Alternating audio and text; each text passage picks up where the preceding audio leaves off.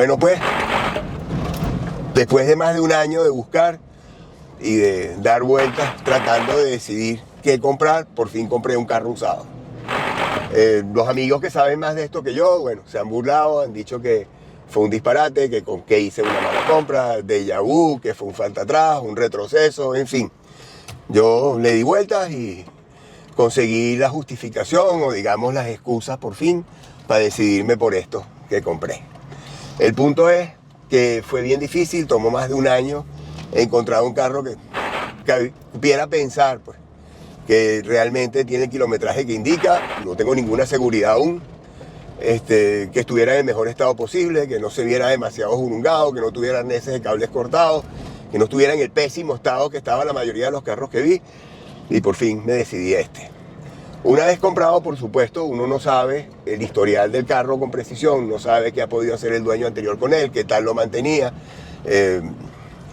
cómo está en general, y no puedes decidirte pues a salir a hacer viajes largos, pasear, hacer el montón de cosas que uno hace con este tipo de carros sin haberlo revisado antes, hacer un mantenimiento completo y cambiar todos los fluidos, incluyendo refrigerante, fluido de freno, aceite de motor y todos los fluidos que tienen que ver con el tren motriz. En el caso de esta estamos hablando de diferenciales, transmisión manual y transfer. Lo que no me esperaba es que fuera tan difícil comprar estos dos últimos. Cuando vas a las tiendas o hablas con técnicos, parece ser que todos que parten del principio de que todas las valvulinas o barbulinas son lo mismo y que no importa, puedes usar APIs L4 o L5 indistintamente. Yo pienso que en buena medida es porque ni ellos ni los clientes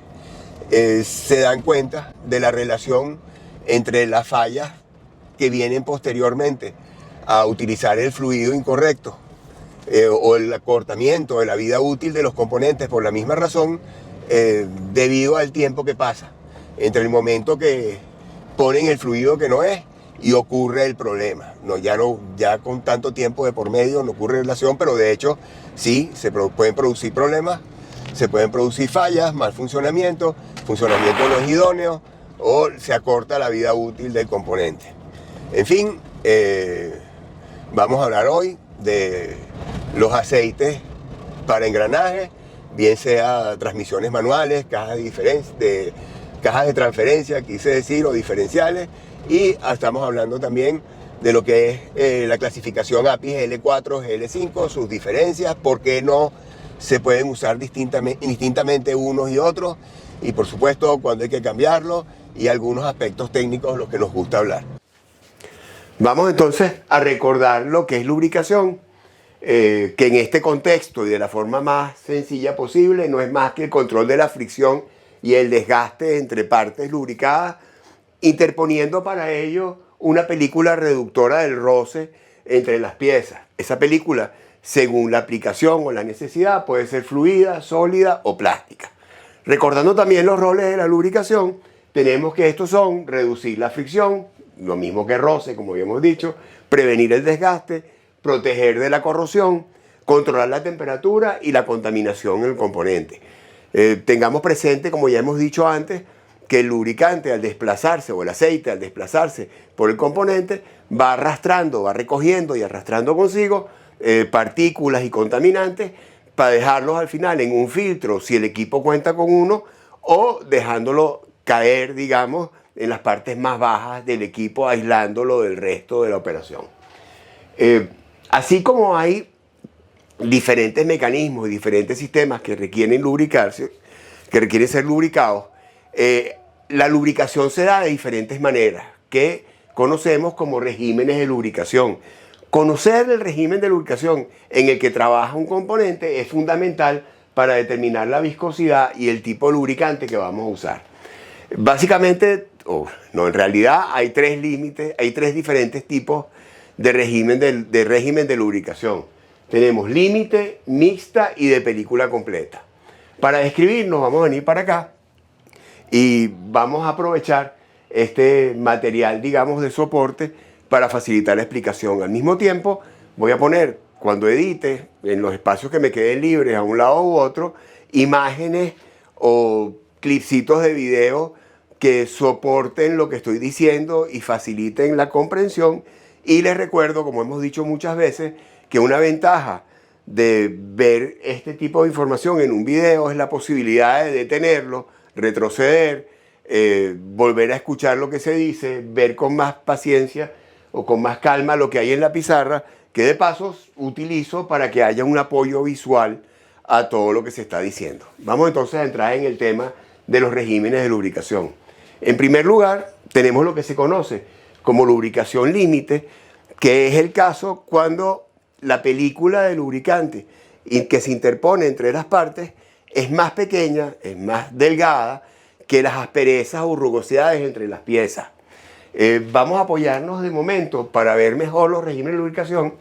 en esta curva que está acá, que se conoce como curva de Strybeck, que es, digamos, un fundamento de todo lo que tiene que ver con lubricación,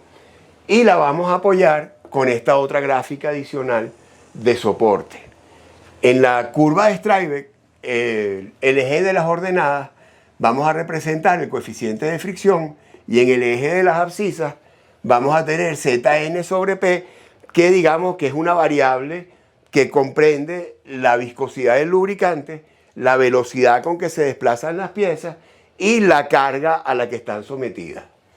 Que ya vimos que lo vamos entonces a cruzar con el coeficiente de fricción entre las piezas. En este gráfico que dijimos que iba a ser de apoyo, estamos representando el espesor de la película lubricante contra las regiones que hemos identificado como 1, 2, 3 y 4, que vamos a correlacionar con los regímenes de lubricación. Entonces, como decíamos, en el caso de la lubricación límite, el espesor de la película es más fino que el de las rugosidades o asperezas de las partes a lubricar, por lo que la película finita da como consecuencia que casi haya contacto entre las partes, por lo que el coeficiente de fricción es muy alto. Justamente en esa condición, para tratar de garantizar la integridad de las partes, vamos a requerir de lubricantes sólidos o muy viscosos para proteger las piezas. A continuación tenemos lo que se conoce como lubricación mixta. Aquí más o menos la representamos. Y es el caso en que la película o el espesor de la película lubricante es aproximadamente igual a las asperezas o rugosidades de las piezas que estamos lubricando, de manera que solamente se da contacto ocasional entre las piezas, contactos puntuales. Eso hace que requiramos de aditivos antidesgaste para proteger las piezas del contacto entre sí y tratar de prolongar al máximo su vida útil o su integridad. Seguimos con los regímenes de lubricación que se conocen como de película completa, que vamos a ver en dos escenarios distintos. El primero es lo que se conoce como lubricación elastohidrodinámica. Es cuando el espesor de la película es mayor que el tamaño de las rugosidades, pero se da en zonas de contacto, en áreas de contacto muy pequeñas, generalmente entre componentes que están en rotación, lo que genera una presión muy alta en la zona que aumenta muchísimo la viscosidad del lubricante en el sitio y se deforman plásticamente las superficies de las piezas lubricadas. Este régimen de lubricación lo vemos normalmente en engranajes, rodamientos y levas. Aquí en la gráfica vemos entonces cómo es mayor el espesor de la película de lubricante y generalmente en la zona elastohidrodinámica, por las características que ya describimos, se da la zona de menor coeficiente de fricción, como vemos acá. Por último, tenemos la lubricación hidrodinámica. Aquí es bastante mayor o mucho mayor el espesor de la película que las rugosidades de las piezas. Por tanto, es donde menos fricción hay, no hay ninguna posibilidad de contacto entre las piezas. Prácticamente no hay desgaste, las piezas duran muchísimo. Y es lo que vemos normalmente en cojinentes o conchas, como decimos en Venezuela. Es interesante ver cómo en este régimen la viscosidad, cuando nos referimos a la curva de Strybeck, aumenta, pero esto se debe que a causa de la velocidad con que se desplazan las piezas, tiende a aumentar la viscosidad del lubricante. Por supuesto, este aumento del coeficiente de fricción trae como consecuencia, digamos, una disminución del régimen o de, ¿cómo se llama? O de la eficiencia energética del componente. Así como cuando hablábamos de lubricantes de motor, veíamos que las diferentes especificaciones han evolucionado con el tiempo, vemos que las normas o especificaciones API que rigen los aceites para engranajes han evolucionado igualmente. Estos se caracterizan dentro de la norma API por tener las letras GL que vienen de Gear Loop, aceite de engranaje en inglés, y en su evolución hemos pasado por GL1, ya completamente en desuso, GL2, ya obsoleto, GL3, que todavía queda por ahí algún que otro productor que lo hace y algún otro componente que lo utiliza, pero prácticamente también está ya en desuso, GL4 y GL5, que son las normas vigentes y las que normalmente más conseguimos o más son requeridas por los fabricantes actuales de automóviles, GL6, que se utilizó más que nada en conjuntos diferenciales que tienen engranajes hipoidales en el que el piñón tenía un desplazamiento muy grande, lo que sometía cargas a los componentes generalmente superiores a lo que un GL4 o un GL5 puede brindar, la protección que un GL4 o un GL5 de uso actual puede brindar. Y también tenemos vigente aún MT1, que se utiliza más que nada en transmisiones manuales no sincronizadas de camiones y autobuses que requieren un nivel de protección térmico, un nivel de protección contra desgaste y un nivel de protección de desgaste de los sellos superior a lo que podemos obtener con GL4 y GL5. La creencia más común, y es la causa por la que hemos grabado este video, es que da lo mismo usar un lubricante GL4 o GL5. Continuamente oímos mecánicos en la calle decir, bueno, prácticamente una barbulina es igual a otra, o vemos talleres en la que hay un solo tambor de barbulina, repito, para satisfacer todas las necesidades o atender todos los vehículos que entran al taller, bien sea para llenado de transmisiones, diferenciales o lo que sea.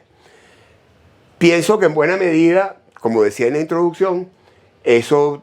viene como consecuencia del hecho de que cualquier desgaste o cualquier acortamiento de vida útil o cualquier falla de un componente por utilizar la explicación equivocada no viene de un día para otro.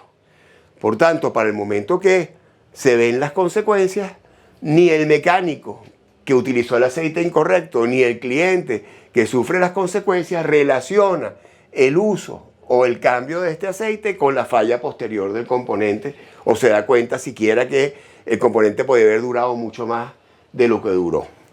Entonces, ya que hablamos de que son diferentes y se utilizan en diferentes aplicaciones, ¿cuáles son las diferencias entre ambos? La principal diferencia entre un aceite de especificación API GL5 y un GL4 es que el GL5 tiene 2 veces más aditivos de extrema presión que un GL4.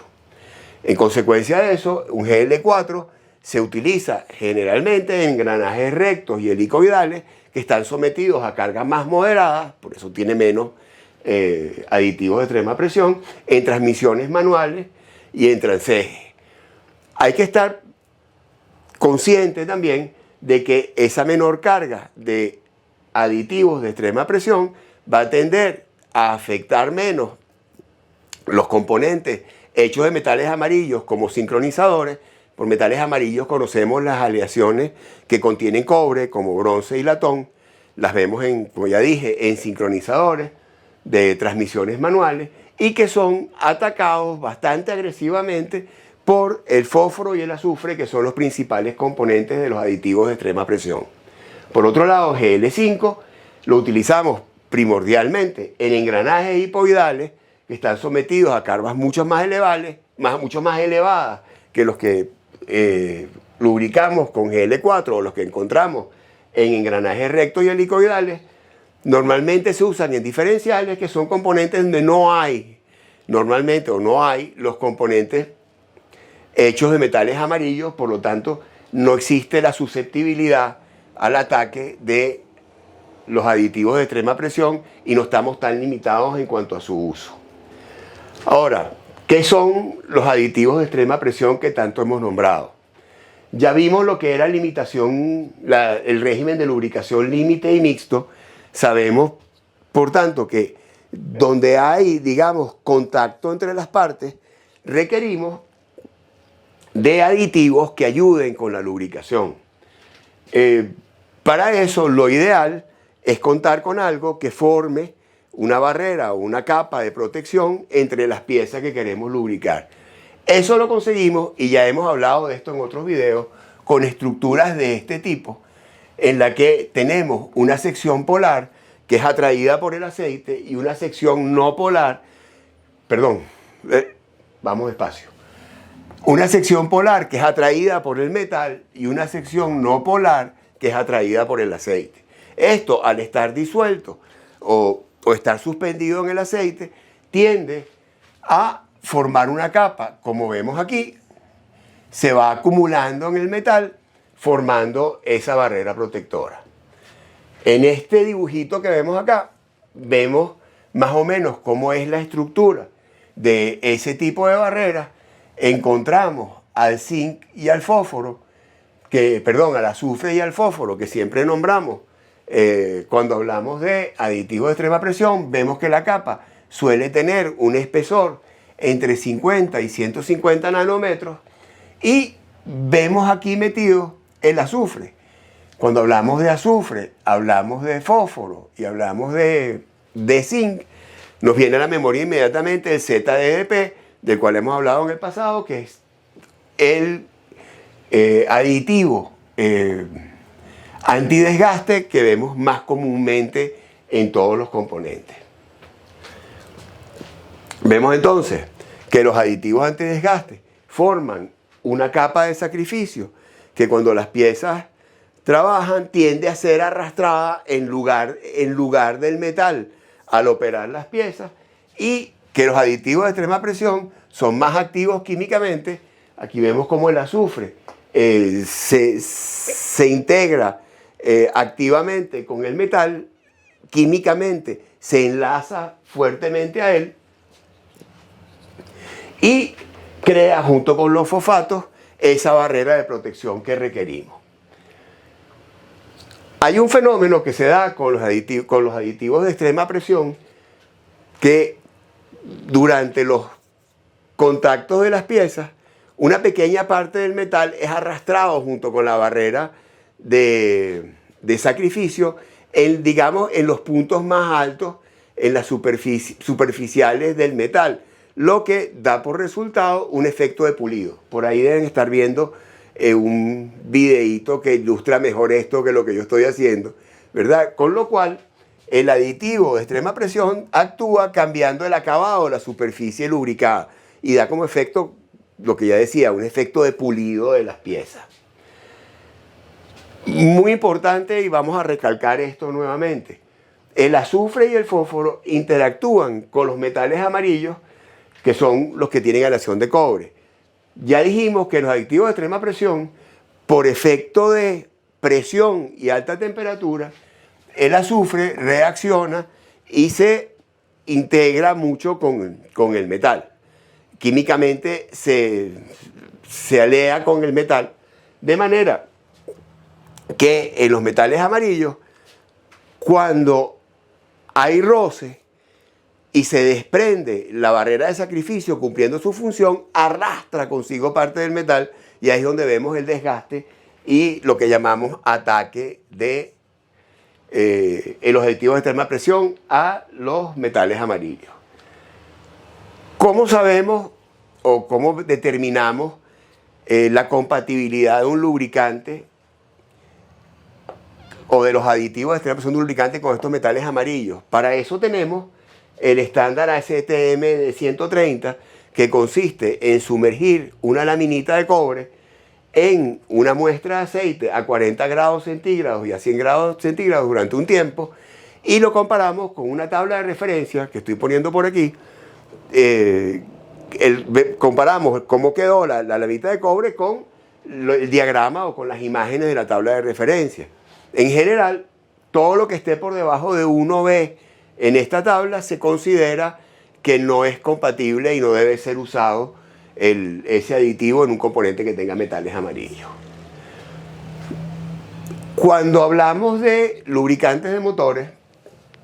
nos vinimos a la tabla SAE 130, que es la que define los parámetros de viscosidad para cada uno de ellos. Recuerden que nos daba valores en centi-Stokes o en centi-Poise para cada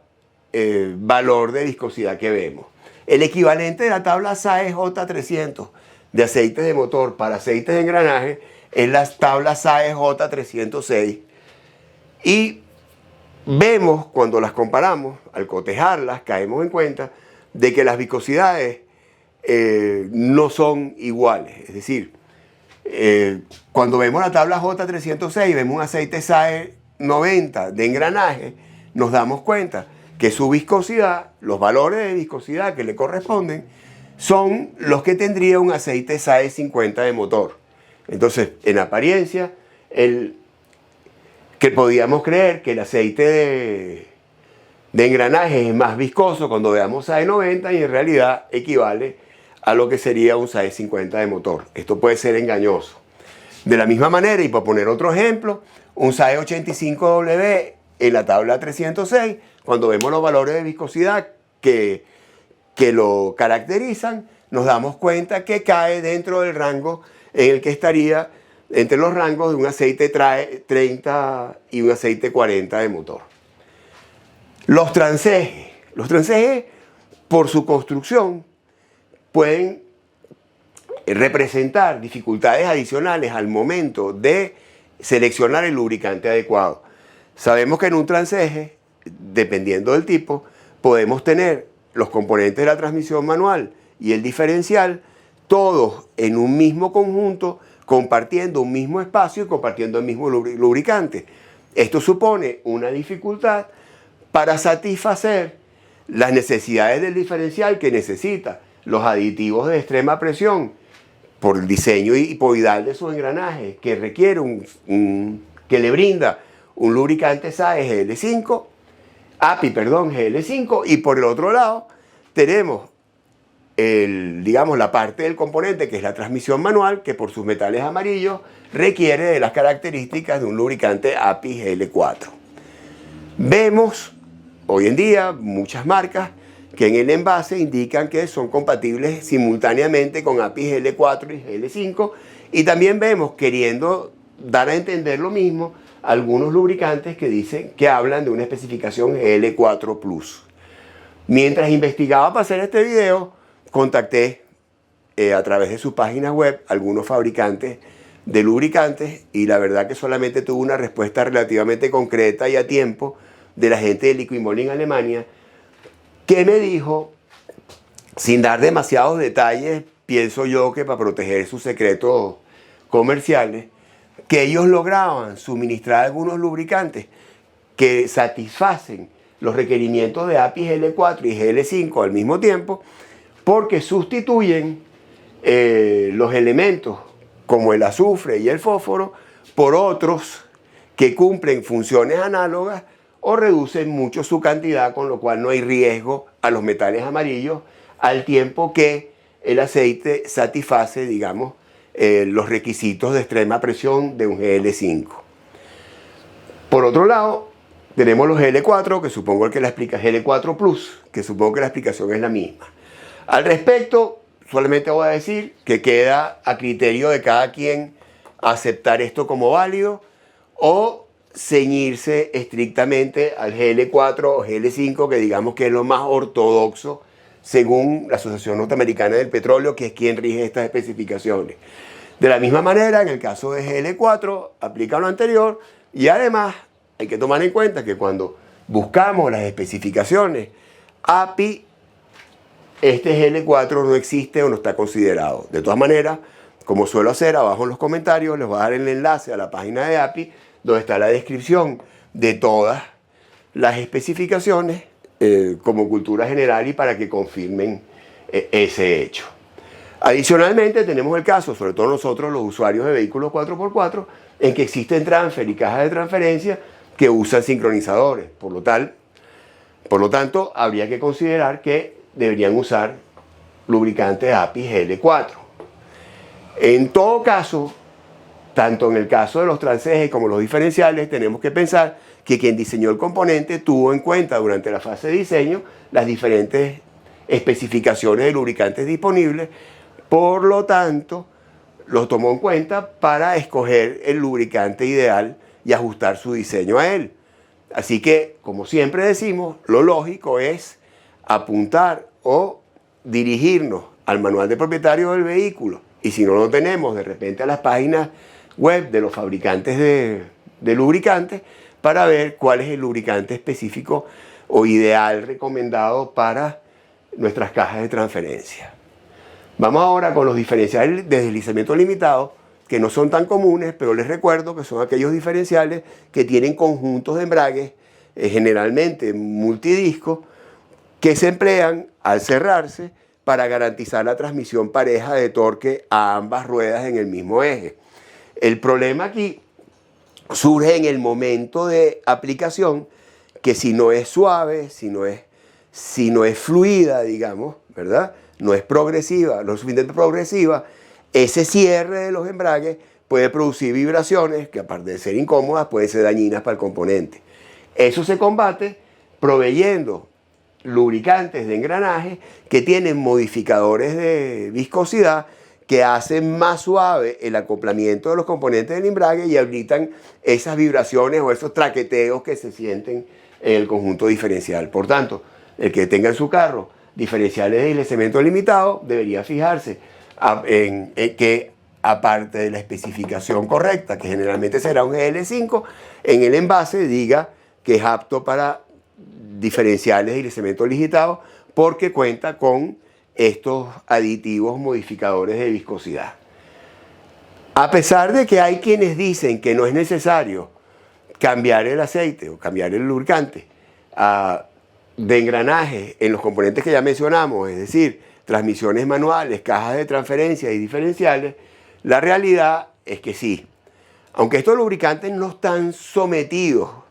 ¿verdad?, a las condiciones más severas que ve un aceite de motor por culpa de los subproductos de la combustión, también están sometidos a degradación por oxidación, por contaminación, cizallamiento, del que también hemos hablado, altas temperaturas y especialmente al ser sometidos a condiciones severas como por ejemplo remolcar grandes cargas o conducir a muy alta velocidad durante mucho tiempo. Adicionalmente, los usuarios de 4x4 que por ejemplo hacen vadeos con relativamente frecuencia, tienen que inspeccionar con frecuencia ese aceite, preferiblemente después de cada paseo o cada vadeo particularmente difícil, para verificar que no haya ningún tipo de contaminación por agua en el conjunto y cambiar el aceite lo antes posible. Nuevamente, para hacer el cambio de aceite tenemos que escoger el aceite indicado. Para eso, una vez más, lo ideal es referirnos al manual del propietario o a las páginas web de los fabricantes de aceite y tomar consideración si queremos ajustar un poco más esos periodos de uso, revisar nuestra condición de uso, como ya dije, que puede ser severa en el caso de vadeos, conducción a muy alta velocidad por largos periodos de tiempo o remolque de cargas muy pesadas. En resumen, y apuntando a terminar de una vez, por enésima vez, para escoger el aceite que vamos a usar, lo ideal es ceñirse al manual del propietario, tener presente, no importa lo que diga el mecánico en la calle, el hombre del único tambor de barbulina o el vendedor que quizás nos dice que es lo mismo porque solamente dispone de una de las dos especificaciones y no quiere perder la venta, utilizar el aceite correcto, porque como ya hemos discutido durante un buen rato, no son iguales ni se usan en los mismos componentes y utilizar el equivocado puede tener consecuencias. Hay que olvidarse de las experiencias empíricas. Muy en particular me refiero a tanta gente que dice, no, a mí he usado tal marca o tal viscosidad o tal especificación y a mí siempre me ha ido bien con eso. Caray, creo que no se puede afirmar algo así si no se tiene resultados de pruebas de laboratorio claros con qué respaldar esa afirmación. Nadie de lo que dice eso a lo loco sabe cómo se están comportando los componentes continuamente durante su uso, o cómo se está comportando el lubricante que puso, no sé, telepáticamente mientras eso ocurre. Y como ya dije antes, y dije también durante la introducción, para cuando se ven los efectos, ha transcurrido tanto tiempo que seguramente ya ni siquiera relaciona el uso incorrecto del aceite con el problema que se está afrontando, o ni siquiera es el mismo mecánico. O sea, en otras palabras, ese tipo de afirmaciones, con perdón de la expresión, me parecen una gran tontería. Y como siempre, hay que tener cuidado donde se adquieren o donde adquirimos nuestros lubricantes, sobre todo en países como el nuestro, los últimos años, en que la situación económica ha estado, digamos, apretada, no ha sido la mejor, y eso fomenta la aparición de cantidad de lubricantes falsos, de copias, de imitaciones, o incluso de lubricantes adulterados que pueden terminar por dañar los componentes que en realidad estamos buscando hacer una inversión para proteger. En cuanto al futuro de estos lubricantes, tenemos que, sobre todo los motores y por presiones ambientales, fíjense que siempre hablamos de especificaciones de aceite o especificaciones de componentes, terminamos con el tema ambiental, que es la mayor presión que vemos hoy en día. Tenemos que el caso del ZDDP, por el azufre,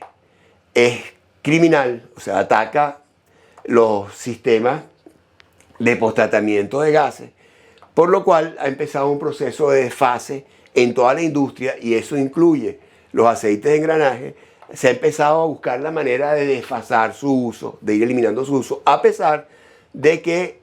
se utiliza tanto porque resulta relativamente económico y cumple con muchas funciones, sirve como anticorrosivo, como antidesgaste, como aditivo de alta presión, etcétera, etcétera, etcétera. Lo que quiere decir que probablemente en un futuro relativamente cercano ya no tengamos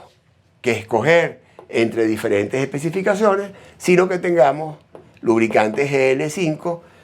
que, como hablábamos acá, al tener una reducción de los componentes que pueden atacar los metales amarillos, pues pueda ser utilizado por igual en diferenciales y en transmisiones manuales. Como siempre, muchísimas gracias por haber tenido la paciencia de llegar hasta aquí. Espero verlos en un próximo video. Chao.